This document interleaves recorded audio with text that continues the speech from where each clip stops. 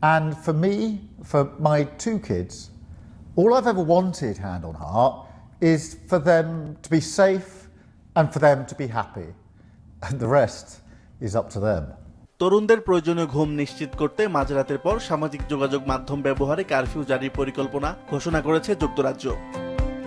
নতুন পরিকল্পনা অনুযায়ী রাত 12টা থেকে সকাল 6টা পর্যন্ত ইনস্টাগ্রাম, টিকটক ও ইউটিউবের মতো জনপ্রিয় অ্যাপসগুলো 16 ও 17 বছর বয়সীদের জন্য স্বয়ংক্রিয়ভাবে বন্ধ থাকবে।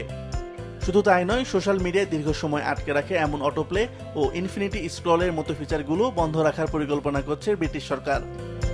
সরকারের দাবি, এসব পদক্ষেপের ফলে কিশোরদের ঘুমের মান উন্নত হবে, পড়াশোনায় মনোযোগ বাড়বে এবং পরিবারের সঙ্গে সময় কাটানোর সুযোগও বৃদ্ধি পাবে। তবে এই উদ্যোগ নিয়ে ইতিমধ্যে বিতর্ক শুরু হয়েছে।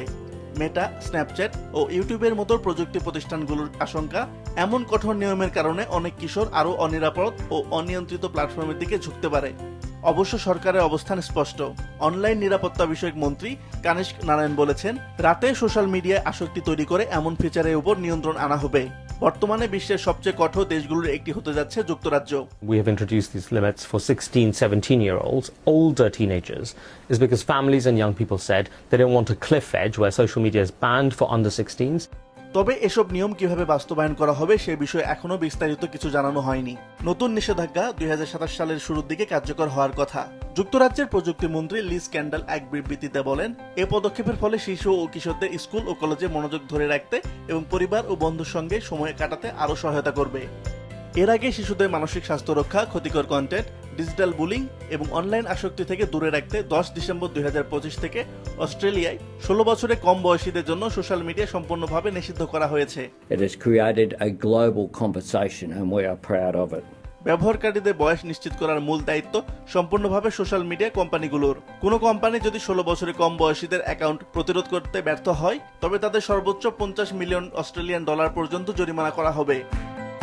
দেশটিতে এই আইন বাস্তবায়নের ফলে ই-সেফটি এর রিপোর্ট অনুযায়ী কোটি কোটি অপ্রাপ্তবয়স্কদের অ্যাকাউন্ট ইতিমধ্যে প্ল্যাটফর্মগুলো থেকে সরিয়ে দেওয়া হয়েছে। তবে অনেক কিশোর কিশোরী ভিপিএন ব্যবহারের মাধ্যমে ভুল জন্ম তারিখ দিয়ে এখনো এই নিষেধাজ্ঞা এড়ানোর চেষ্টা করছে। এ কারণে সম্প্রতি টেক ফার্মগুলোর জন্য অস্ট্রেলিয়া সরকার কঠোর পদক্ষেপ ও জরিমানার হুঁশিয়ারি আরো জোরদার করেছে।